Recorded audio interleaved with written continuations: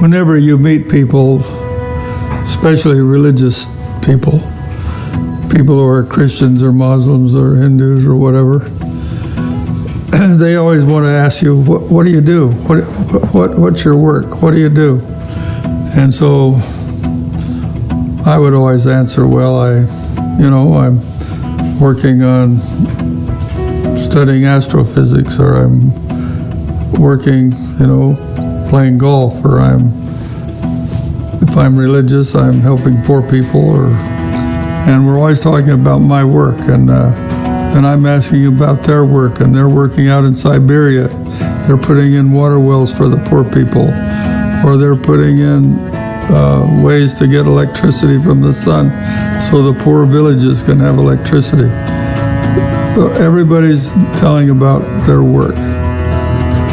But the problem with that is, the greater my work is and the greater I have the ability to explain what my work is, I increase, and compared to others, I'm actually better. I'm putting in more water wells, starting more groups, winning more souls, discipling more people, and people are saying, Doug is just terrific. Look at all the work he's doing all over the world.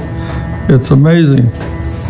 And then I say, well, but Billy Graham, I'm winning 10 people every week, and he's winning 1,000. And another person's only winning one every 2 years. And many people that are leaders of the church haven't ever won anybody, and they don't disciple anybody. But then you meet a person that discipled. I met a person the other day that discipled 5,000 people last year.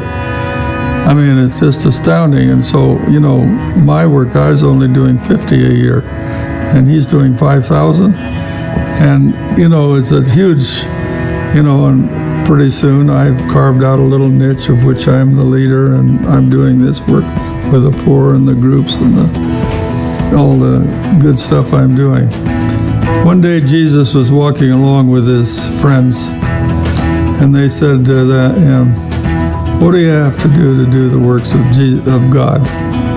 What could I be doing that God would really be excited about to do that? And the amazing answer came from Jesus.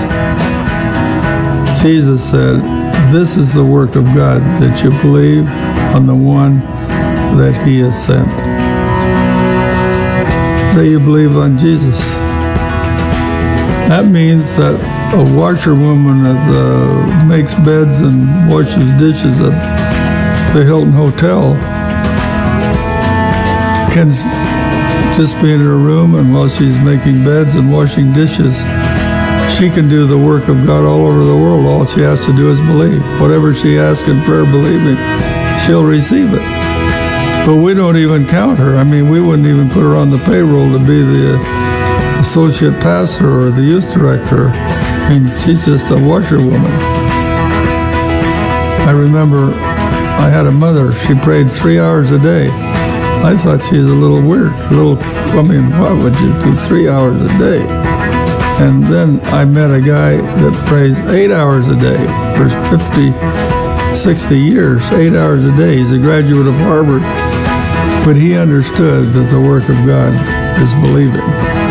And whenever I was with him, I felt like a pygmy, and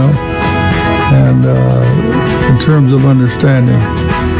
And I asked him, he was 80-some years old, and I asked him one day, after 60 years of praying for over 8 hours a day, what did you find out that I need to know? What did you find out from Jesus? He was sitting like I am in a chair. He's kind of old, so he's, just kind of laid back.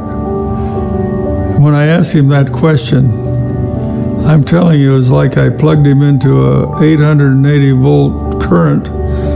He became alive, and he just, what did I learn? What did I learn? I learned he's alive, he's alive, he's alive, he's alive. Do you know he's alive? It was like he became 18 years old. I mean, he was so excited. And that's the one thing he learned. He's alive.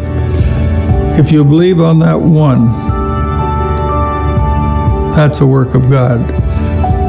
I have many people want to know, well, who will take over and do what you're doing after you die? I'm hoping nobody. Most of what I did in the flesh. Some I did in the spirit. When I found out that the work of God is believing, I found out in the scriptures, there's nothing about my work. Why would I want it to go on? It's about His work. Everything that He does, you don't have to pay for it. You don't have to hire a guy. Jesus only needs one of you and one of me. He doesn't need 2 Billy Grahams or 2 popes or 2 anybody's. Any human being, if 2 or 3 meet in His name and agree with Him and believe with Him, He said Jesus will do the work. He'll have His Father do it for you. He loves to do it just like you want to work with your kids. If you have children, it pleases you to do the will of your kids. You want to help them. So if you're buddies with the King of Kings and the Lord of Lords and the maker of all the planets and the universe, and you say to him, make someone in Mongolia that can help the Mongolian people. If you have on your heart as what on his heart, and you do his work, and you believe on him, you say, Jesus, help those people down in Antarctica that, up in New Guinea that nobody has time to be with. When the Spirit comes on you and you do the work of God, believe on the Son, believe on Jesus, Jesus, the Son of God, Son of Man, the Messiah, the Savior, the King of Kings and the Lord of Lords. When you believe in Him and on Him, you are doing the work of God. If you're just sitting in your chair and you can't move because you're paralyzed, you can do work in His name all over the world because He does the work. You don't do it. The work of God is to believe on Jesus. And that is, you don't have to hire anyone. Jesus said, don't be a hireling. Just find someone that's like that and make friends with them, and you'll have them at your side the rest of your life. Be a gift of God to be around a person like that knows that the true work of God is believing on His Son, and His name is Jesus. Which is easier, to move the Rockies into the Pacific or change the human heart? You believe for some miracle you're going to live forever. All you have to do is receive Jesus and you'll live forever. I mean, you believe that. But you believe actually that you and your buddy can move them through the power of Jesus, move it in. So I'm telling you, the only limitation